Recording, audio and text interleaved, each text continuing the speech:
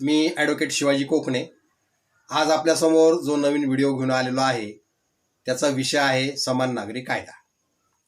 आपल्याला माहिती की आपल्या देशामध्ये फौजदारी कायदा आहे, तसा सिव्हिल किंवा दिवाणी कायदा आहे आणि त्याच्यामध्ये दिवाणी कायद्यामध्येच नागरी कायदा आहे. आणि हा नागरी कायदा जो आहे तो वेगवेगळ्या समाज घटकांसाठी वेगवेगळा आहे. म्हणजे देशाचा फौजदारी कायदा या देशातल्या सगळ्या लोकांना, सगळ्या धर्माच्या लोकांना, सगळ्या समाज घटकांना एकच आहे. पण दुर्दैवाने नागरी कायदा जो आहे तो मात्र भिन्न भिन्न आहे. आणि म्हणून या देशामध्ये तो समान असावा याच्यासाठी गेली अनेक वर्ष वेगवेगळ्या प्रकारचे वाद चालू आहेत, संघर्ष चालू आहेत, चर्चा चालू आहेत. परंतु गेली 72 वर्ष, भारताला स्वातंत्र्य झाल्यानंतरची 75 वर्ष आता आपल्याला झालेली आहेत आणि संविधान येऊन 72 वर्ष झालेली आहेत. अजूनही आपल्या देशामध्ये समान नागरी कायदा आणण्याच्या बाबतीत कोणतीही ठोस पावलं उचलण्यात आलेली नाही. आता हा जो काही नागरी कायदा आहे तो समान असावा असं, किंवा भविष्यात तो केव्हा तरी समान असावा असं संविधानामध्ये 1950 साली लिहिण्यात आलेलं आहे. असं असून सुद्धा त्याची पूर्तता करण्याचा प्रयत्न कोणत्याच सरकारने केलेला नाही. त्याची कारणं खूप सोपी आणि स्वच्छ आहेत. पहिलं कारण असं आहे की हे जे काही नागरी कायद्याचा विषय आहे हा तसा वादग्रस्त आहे.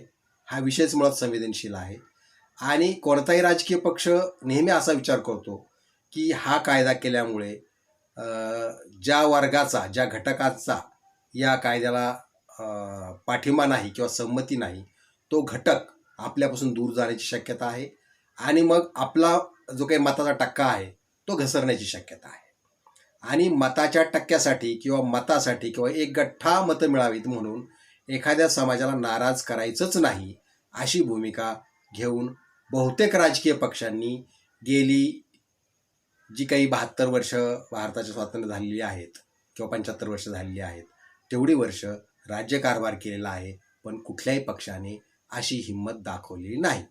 आणि त्याच्यामागे अर्थातच राजकारण असतं, मतांचं राजकारण असतं, धर्मकारण असतं आणि या धर्मकारणामुळे हा या देशामध्ये समान नागरी कायदा होताना आपल्याला दिसत नाही. आता हा समान नागरी कायदा होण्याचं जे काही फायदे किंवा तोटे आहेत त्याच्यापेक्षा हा कायदा नकोच अशी भूमिका घेणारे काही लोक आपल्या देशामध्ये आहेत आणि हा कायदा पाहिजे, झाला पाहिजे असा म्हणणारा एक गट आहे. विशेषतः हिंदू समाज जो आहे तो असं म्हणतो की समान नागरी कायदा झाला पाहिजे, तो होऊ द्या, तो आम्ही पाळायला तयार आहोत, त्याच्याप्रमाणे आम्ही वागायला तयार आहोत.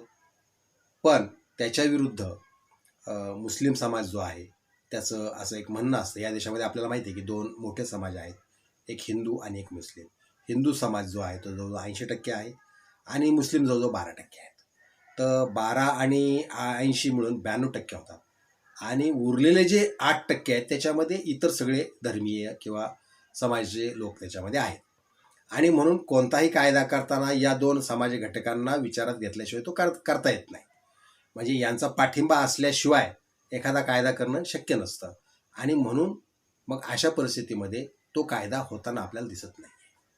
आता गंमत अशी आहे की जी काही मुस्लिम समाजाची भूमिका आहे ती अशी आहे की बाबा हिंदू जे काय म्हणतात की एक पत्नीत्व किंवा एका पत्नीशीच सहजीवन जगावं अशी जी काही हिंदू धर्मियांची कल्पना आहे ती कल्पना जर उद्या या समान नागरी कायद्यामध्ये समाविष्ट केली तर ते आमच्या धर्माच्या विरुद्ध होईल. त्याचप्रमाणे अपत्यांची जी काही संख्या आहे याच्याबद्दल जर काही नियम केले तर मग ते आमच्या धर्माच्या विरुद्ध आहे. आमच्या धर्मामध्ये संतती नियमन करणे हे आमच्या धर्माच्या विरुद्ध असल्यामुळं तसं जर ह्या नागरी कायद्यामध्ये समाविष्ट उद्या केलं तर ते आमच्या धर्माच्या विरुद्ध असेल.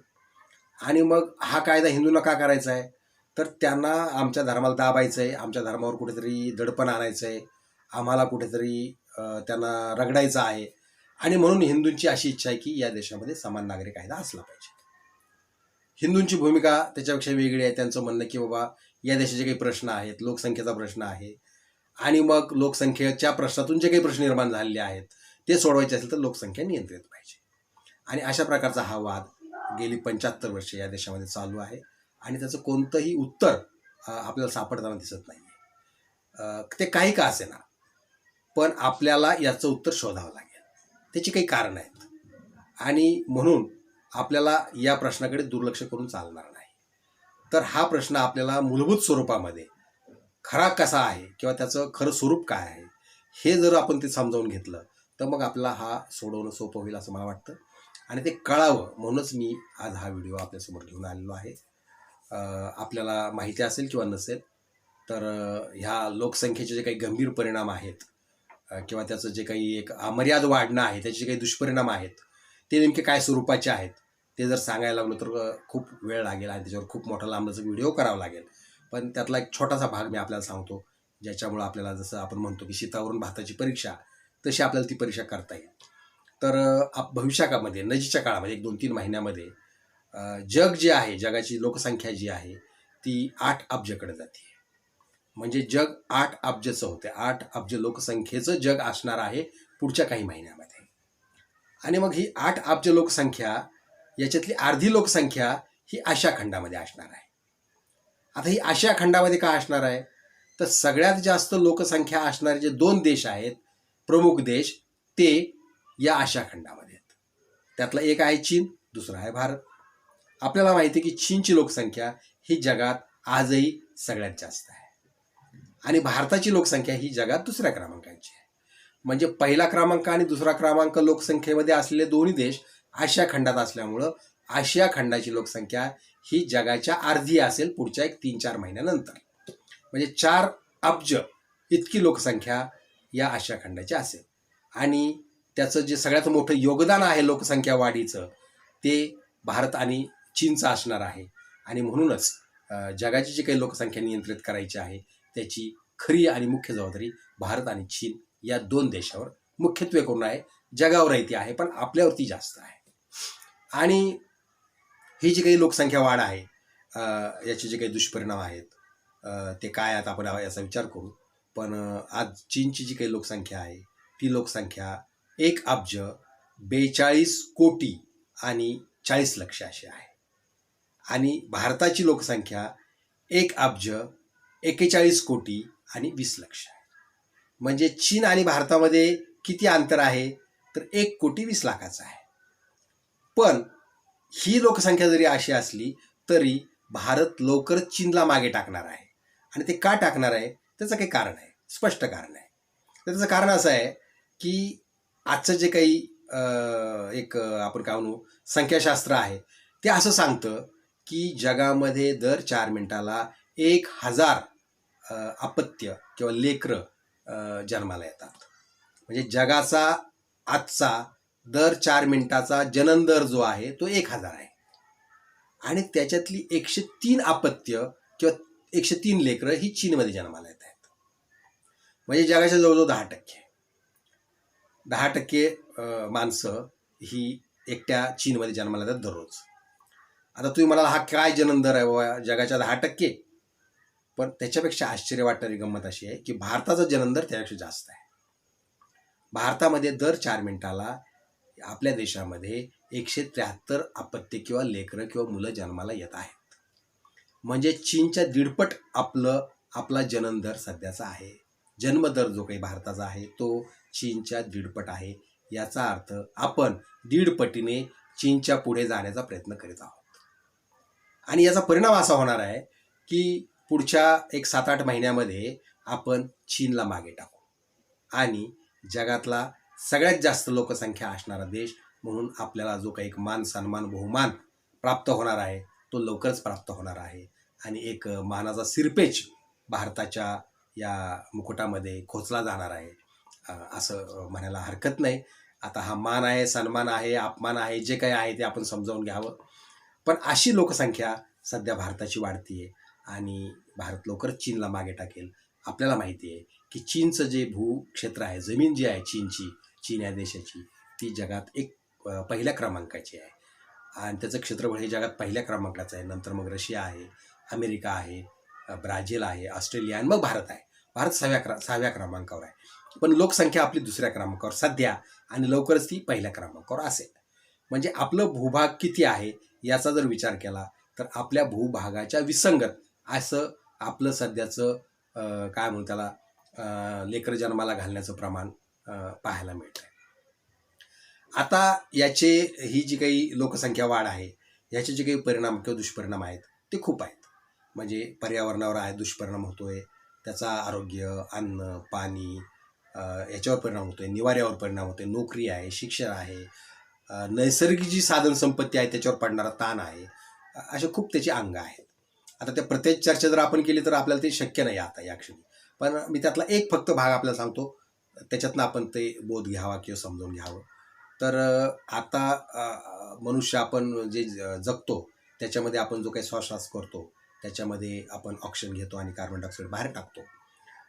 आणि मग हा कार्बन डायऑक्साईड जो बाहेर टाकला जातो मानवी श्वसनामधून, त्याचं जे काही हे आहे, काय म्हणू आपण त्याला, प्रमाण आहे हवेतलं, ते सातत्यानं वाढतंय. आणि या कार्बन डायऑक्साईडचं वैशिष्ट्य असं असतं की हा हवेत किंवा वातावरणात जी काही उष्णता आहे ती पकडून ठेवतो. ती पकडून ठेवल्यामुळे असं होतं की पृथ्वीचं वातावरण जे आहे ते नेहमी उबदार राहतं. पण माणसाची लोकसंख्या या गतीनं वाढली की आता हवेत इतका प्रचंड कार्बन डायऑक्साईड झालेला आहे की त्या वातावरणाची उष्णता धरून ठेवण्याची क्षमता प्रचंड वाढलेली आहे. आणि मग या परिस्थितीमध्ये पृथ्वीचं वातावरण जे आहे ते अधिक तप्त झालेलं आहे, काही अंशांनी ते वाढलेलं आहे. आणि त्याचा जो काही दुष्परिणाम व्हायचा तो होतोय. आणि त्याचा पहिला दुष्परिणाम असा होतोय की हे पृथ्वी जी आहे त्याचे जे 2 अक्ष आहेत, दक्षिण ध्रुव आणि उत्तर ध्रुव, या 2 ठिकाणी, या दोन्ही ध्रुवावर काही हजार वर्षांपासून फार मोठ्या प्रमाणात बर्फ साचलेला आहे. ते आता वितळायला लागलेलं आहे कारण पृथ्वीचं तापमान वाढलेलं आहे. आणि ते वितळण्यामुळं त्याचं पाणी होऊन ते समुद्राला जाऊन मिळतंय आणि समुद्राची पातळी वाढायला लागलेली आहे. आणि ती किती वाढली तर पुढच्या काही वर्षांच्या मध्ये ती पातळी 10 इंच ते 1 फूट किंवा 12 इंचांनी वाढलेली असेल. आणि मग ही पातळी वाढल्यानंतर त्याचा परिणाम काय होईल किंवा दुष्परिणाम काय होईल तर जेव्हा समुद्राला भरती येईल आणि मोठ्या लाटा निर्माण होतील तेव्हा समुद्रकिनारी वसलेली सगळी शहरं, म्हणजे भारतातलं मुंबई आहे, चेन्नई आहे, कलकत्ता आहे, पाकिस्तानमधलं कराची आहे, पुन्हा जगातली लंडन आहे, सिडनी आहे, जे काही बंदरं असतील ही सगळी बंदरं पाण्याखाली जातील. म्हणजे काही वर्षांतर आपल्या असे राहतील या बहुतेक बंदरांच्या मध्ये भरतीच्या वेळेला पाणी आत शिरतंय किंवा भर पावसाळ्यामध्ये पाणी आत शिरतंय आणि ही शहरं राहण्यास निरुपयोगी ठरत आहेत. आणि एवढी मोठी संपत्ती मानवजातीने आपल्या कष्टातून जी काही निर्माण केलेली आहे ती निरुपयोगी ठरण्याची शक्यता आहे. कदाचित माणसाला स्थलांतर करावं लागणार आहे. आणि हा एवढा मोठा गंभीर प्रश्न आम्ही निर्माण केला आहे. का निर्माण केला आहे तर पर्यावरण बिघडलेलं आहे. पर्यावरण का बिघडलेलं आहे तर कार्बन डायऑक्साईड वाढलेलं आहे. कार्बन डायऑक्साईड का वाढला आहे तर लोकसंख्या वाढलेली आहे. आणि मग या लोकसंख्या वाढीचे असे दुष्परिणाम जर पर्यावरणावर होणार असतील, मग नद्या जगातल्या किती प्रदूषित झालेल्या आहेत, पाण्याचे जे काही साधनं आहेत ते किती प्रदूषित झालेले आहेत याचा आपला वेगळा विचार करावा लागेल. हवा किती प्रदूषित झाली याचा वेगळा विचार करावा लागेल. आणि बाकीचे जी काही आपले जीवनाचे जे काही प्रश्न आहेत, मग आरोग्याचा असेल, शिक्षणाचा असेल, नोकरीचा असेल, हे सगळे प्रश्न ते आणखीन वेगळे आहेत, त्याचा वेगळा विचार करावा लागेल. आणि म्हणून मग हा जो काही एक लोकसंख्या वाढीचा भस्मासूर आहे याच्यावर जगाने, म्हणजे युनो असेल किंवा WHO असेल, या सगळ्यांनी काही मार्ग शोधायचा प्रयत्न केला आहे. त्यांनी जगातल्या सगळ्या देशांना लक्ष दिलेलं आहे की तुम्ही अमुक वर्षापर्यंत तुमच्या देशाची लोकसंख्या नियंत्रित केली पाहिजे, नाहीतर तुम्हाला काही सवलती मिळणार नाहीत, त्या सवलती आम्ही काढून घेऊ. अशा प्रकारची तंबी जगभरच्या देशांना या युनोने दिलेली आहे. अर्थात ही तंबी सगळ्यात जास्त लागू कोणाला होईल तर भारत आणि पाकिस्तानला, कारण आपण सगळ्यात पुढे आहोत या शर्यतीमध्ये. आणि मग असं असताना या 2 देशांची जर मुख्य जबाबदारी असेल तर ते देश काय करतायत हा खरा प्रश्न आहे. आता चीनने काय केलं, भारताचं आपण नंतर पाहू. चीनने काय केलं तर सुमारे 20 वर्षापूर्वी चीनला युनोनी किंवा कुणीही न सांगता त्यांनी लोकसंख्या नियंत्रणाचा कायदा केला. आणि त्यांनी सांगितलं की या देशामध्ये यापुढे हम दो हमारा एक हे तत्व असेल. हे तत्व कुणालाही मोडता येणार नाही, याच्यापेक्षा जास्त अपत्य जन्माला घालता येणार नाहीत. आणि तशी जर घातली तर त्याच्यावर कठोर कारवाई होईल. त्याचा परिणाम असा झाला की गेल्या 20 वर्षामध्ये चीनची लोकसंख्या नियंत्रित झाली. ती किती नियंत्रित झाली तर तिनं भारताच्या, म्हणजे भारत पुढे चाललाय पण चीन मागे पडतोय आणि भारतापेक्षा आपला जननदर त्यांनी कमी केलेला आहे. अशा परिस्थितीमध्ये त्यांनी त्यांचा प्रश्न सोडवलेला आहे किंवा ते सोडवतील. पण भारताचं काय, भारताच्या बाबतीत काय काय घडतंय त्याचा जर आपण विचार केला तर आपल्या असं राहते की भारत जेव्हा स्वतंत्र होत होता किंवा स्वातंत्र्य लढा जो भारताचा होता, तो लढत असताना आपले जे कोणी नेते होते त्यावेळेचे, ते भाषण करताना नेहमी असं म्हणायचे की आम्हाला 40 कोटी भारतीयांना स्वातंत्र्य पाहिजे. म्हणजे इंग्रजांनी जाताना आम्हाला 40 कोटी भारतीयांना स्वातंत्र्य देऊन गेलं पाहिजे आणि त्याच्यासाठी आमचा हा लढा आहे. याचा अर्थ त्यावेळेला भारत स्वतंत्र होत असताना आम्ही 40 कोटी होतो आणि 40 कोटी असलेले भारतीय, त्याच्यामध्ये पाकिस्तान होतं, त्याच्यात बांगलादेश होता आणि भारत होता. आता ते वेगळे झालेत, एकटा भारत राहिलेला आहे. अशा परिस्थितीमध्ये आम्ही किती आहोत? मगाशीच मी सांगितलं की आम्ही आता 1,41,40,00,000 आणि 20 लक्ष आहोत. म्हणजे आम्ही 3.5 पट झालेले आहोत. म्हणजे भारत स्वतंत्र झाला तेव्हाची लोकसंख्या भारताची आणि आजची लोकसंख्या ही याची जर तुलना केली तर आम्ही आता 3.5 पट झालेले आहोत गेल्या 75 वर्षामध्ये.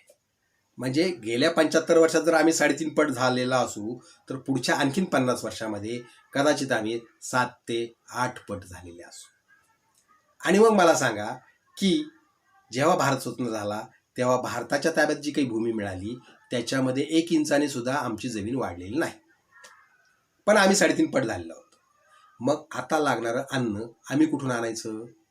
आणि आणखीन 50 वर्षात जर मी 7-8 पट झालो तर तेवढं अन्नधान्य निर्माण करण्याची क्षमता या मातीमध्ये आहे का, या भूमीमध्ये आहे का? आणि मग तो जादाचा भार या भूमीवर आम्ही टाकणार आहोत का? आणि मग त्यासाठी रसायनं आहेत, रासायनिक खतं आहेत, कीटकनाशक आहेत वगैरे वगैरे, हे सगळे प्रयोग आम्ही या जमिनीवर तो सगळा अन्याय करणार आहोत का? आणि त्याच्यातून आमचे प्रश्न सुटतील का? हा खरा प्रश्न आहे. जेव्हा भारत स्वतंत्र झाला तेव्हा आपल्याला माहिती आहे की या देशाचं जे काही पर्जन्यमान होतं तेच आजही आहे. म्हणजे ज्या भागात 800 मिलीमीटर पाऊस त्यावेळी पडत होता, आजही तिथं तेवढाच पडतो. भारताच्या ज्या भागामध्ये 1000 मिलीमीटर पाऊस त्यावेळी पडत होता, आजही तेवढाच पडतो. 1 मिलीमीटरनी पाऊस वाढलेला नाही. याचा अर्थ कदाचित असं झालं की तो कमी झाला असेल कारण आम्ही लोकसंख्या वाढीमुळं फार मोठ्या प्रमाणात जंगलतोड केलेली आहे आणि म्हणून आमचं पर्जन्यमान वरच्यावर घटतंय आणि लोकसंख्या मात्र 3.5 पट आमची झालेली आहे. मग मला सांगा की आता आजही आम्ही पाण्यासाठी परेशान आहोत. अजून 7-8 वर्षानंतर आम्हाला प्यायला सुद्धा पाणी मिळणार नाही किंवा आमचं जे काही वापरासाठी लागणारं पाणी आहे ते पाणी आम्हाला मिळणार नाही. अशा वेळेला आम्ही काय करणार? कारण पाऊस हा काही आमच्या हातातला भाग नाही किंवा आमच्या नियंत्रणातली ती गोष्ट नाही आहे. आणि मग अशा पद्धतीनं आमची लोकसंख्या वाढतीये.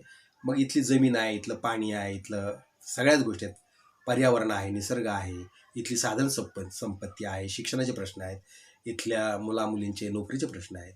तर हे आम्ही कसे सोडवणार आहोत?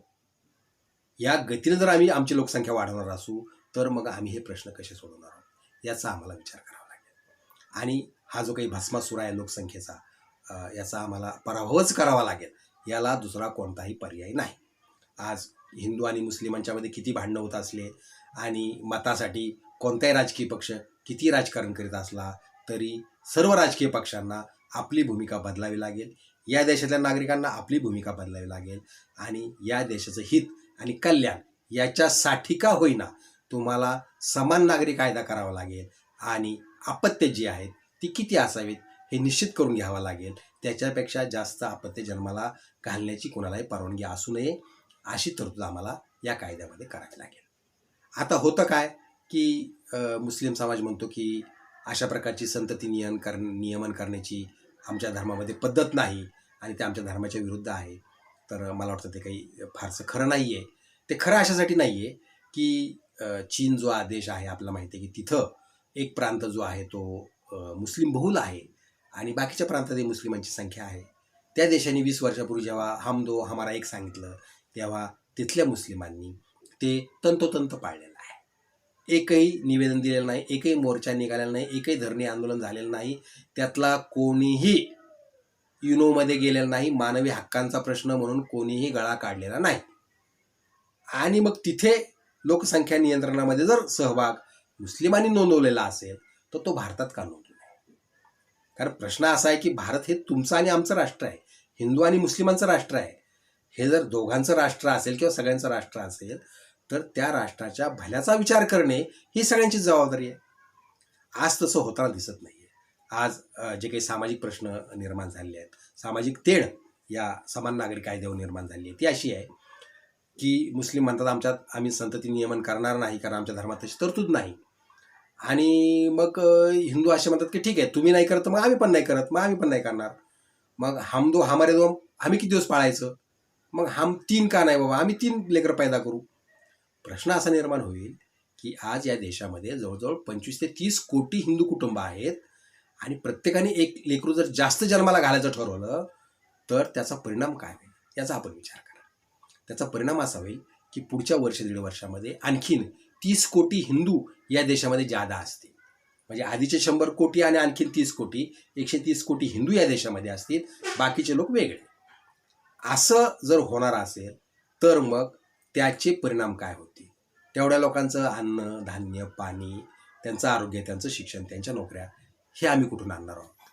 आणि म्हणून अशी जी काही स्पर्धा आहे हिंदू आणि मुस्लिमांच्या मध्ये की तुम्ही एवढी लेकरं पैदा करता मग आम्ही पण करू, तर हिंदूंनी तर अशी भूमिका घेऊच नये, पण मुस्लिमांनी सुद्धा अशी भूमिका अजिबात स्वतः घेऊ नये जेणेकरून तशी हिंदूंना घेण्याची वेळ येईल. कारण शेवटी हा प्रश्न हिंदूंचा नाही आहे, हा प्रश्न मुस्लिमांचा नाही आहे, हा प्रश्न संपूर्ण देशाचा आहे, राष्ट्राचा आहे आणि हा जगाचा सुद्धा आहे. आणि तो सोडवणं हे आमचं कर्तव्य आहे. कारण जगातली सर्वात जास्त लोकसंख्या असणारा देश आम्ही असणार आहोत पुढच्या काही महिन्यामध्ये. आणि म्हणून सगळ्या जगाचं लक्ष आमच्याकडे लागलेलं आहे. जगाने आम्हाला लक्ष दिलेलं आहे की आमची लोकसंख्या किती असेल आणि ते आम्हाला पूर्ण करावंच लागणार आहे. आणि त्यामुळे जे कुणी सरकार भविष्यात येईल त्यांना कठोर निर्णय घ्यावा लागणार आहे. अगदी कायदा करून, कठोर भूमिका घेऊन, कुणाला नाराज करून, काही का असेना, हे आपल्याला उद्दिष्ट साध्यच करावं लागणार आहे. कारण हा प्रश्न एका धर्माचा नसून किंवा एका धर्माने दुसऱ्या धर्मावर अन्याय करण्याचा नसून हा देशाच्या व्यापक हिताचा प्रश्न आहे. आणि त्या नजरेनेच दोन्ही समाजाने, हिंदू आणि मुस्लिमांनी, या प्रश्नाकडे पाहिलं पाहिजे. चीनमध्ये जर मुस्लिम समजूतदारपणाची भूमिका घेत असतील तर मग तीच भूमिका भारतामध्ये सुद्धा इथल्या मुस्लिमांनी घेतली पाहिजे असं मला वाटतं. आणखीन एक भाग याच्यामध्ये जो आहे तो सांगायचा आहे असा की भारताचं जे संविधान आहे त्याच्यामध्ये श्रीमती इंदिरा गांधी यांनी एक दुरुस्ती केली. आणि ती दुरुस्ती अशी होती, भारताचं जे काही प्रस्तावना आहे संविधानाची त्याच्यामध्ये दुरुस्ती अशी केली की त्यांनी त्यात 2 शब्द घातले, एक समाजवाद आणि दुसरा काय म्हणू आपण त्याला, धर्मनिरपेक्षता, सेक्युलरिझम, असे 2 शब्द त्यांनी त्याच्यामध्ये घातले. आणि तेव्हापासून भारत हे धर्मनिरपेक्ष राष्ट्र आहे असं सांगायला सुरुवात केली आहे. आणि सगळे जे संविधानवादी स्वतःला म्हणून घेतात, ज्यांचं संविधानावर खूप प्रेम आहे, संविधानावर हा देश चालला पाहिजे असा आग्रह असतो, अशी सगळी मंडळी असं आवर्जून सांगतात, खूप आग्रहाने सांगतात. काय सांगतात की भारत हे धर्मनिरपेक्ष राष्ट्र आहे. आणि धर्मनिरपेक्ष राष्ट्र असल्यामुळे सगळ्या धर्माच्या लोकांना आपापल्या धर्माप्रमाणे जगण्याचं आणि काय म्हणतात पूजेचं आणि उपासनेचं स्वातंत्र्य आहे. पण जी माणसं असं सांगतात की हा देश धर्मनिरपेक्ष आहे, तीच माणसं जेव्हा धर्मनिरपेक्ष कायदा करा असं सांगितलं जातं तेव्हा ते त्याला विरोध करतात. मग मात्र यांची भूमिका बदलते. मग मला सांगा, ज्या देशाचं संविधान असं सांगतं की हा देश धर्मनिरपेक्ष आहे, तेच संविधान असं सुद्धा सांगतं की या देशामध्ये धर्मनिरपेक्ष नागरी कायदा असला पाहिजे. तशी तरतूद भारतीय संविधानामध्ये करून ठेवलेली आहे की भारतात केव्हा का होईना भविष्यामध्ये धर्मनिरपेक्ष नागरी कायदा सरकारने लागू करावा अशी अपेक्षा भारतीय संविधानाने केलेली आहे. तसं एक अनुच्छेद त्याच्यामध्ये आहे. मग ज्यांना कुणाला म्हणायचं की भारत धर्मनिरपेक्ष राष्ट्र आहे, त्यांच्यावर ही जबाबदारी आहे की भारत जर धर्मनिरपेक्ष राष्ट्र असेल तर मग या देशातला नागरी कायदासुद्धा धर्मनिरपेक्षच असला पाहिजे. तो सगळ्या धर्मांसाठी एक आणि सारखा असला पाहिजे, तो सगळ्यांनाच लागू असला पाहिजे. तसं करण्यामध्येच या देशाचं, इथल्या समाजाचं, दोन्ही समाजाचं, हिंदू मुस्लिम आणि सगळ्यांचं हित आहे असं मला वाटतं. हे माझं मत आहे. आपलं मत याच्यापेक्षा वेगळं असू शकतं, आपण ते जरूर मांडावं. पण लोकसंख्येची जे काही संख्या आहे, संख्याशास्त्र आहे, ते असं सांगतं की या देशामध्ये सध्या हिंदूंची जी काही संख्या वाढीचा दर आहे तो 1.94 आणि मुस्लिमांचा 2.36 आहे. याचा अर्थ मुस्लिमांचा निश्चित जास्त आहे. आणि म्हणून चीनची जबाबदारी आहे त्यापेक्षा भारताची जास्त जबाबदारी आहे. भारतामध्ये हिंदूंची जेवढी जबाबदारी आहे त्यापेक्षा मुस्लिमांची जास्त जबाबदारी आहे लोकसंख्या नियंत्रित करण्याची. आणि हे सगळ्यांनी समजावून घ्यावं आणि त्याच अर्थाने समजावून घ्यावं ते कोणत्या तरी धर्माच्या विरुद्ध काहीतरी चाललेलं आहे किंवा षडयंत्र एखाद्या धर्माच्या विरुद्ध दुसरा धर्म करतोय अशा नजरेनं न पाहता व्यापक राष्ट्रहिताच्या नजरेतून या प्रश्नाकडे पाहावं. म्हणजे हा प्रश्न सोडवणं सोपं होईल आणि कुठलाही वाद याच्यातून निर्माण होणार नाही असं मला वाटतं. तर माझं याबद्दलचं जे काही मत होतं ते मी आपल्यासमोर स्पष्टपणे मांडलेलं आहे आणि आपलंही काही मत याच्याबद्दल असू शकतं, आपण ते जरूर मांडावं. मी त्याचं स्वागत करीन. आपण माझा हा व्हिडिओ पाहिलात त्याबद्दल मी आपले आभार मानतो. धन्यवाद.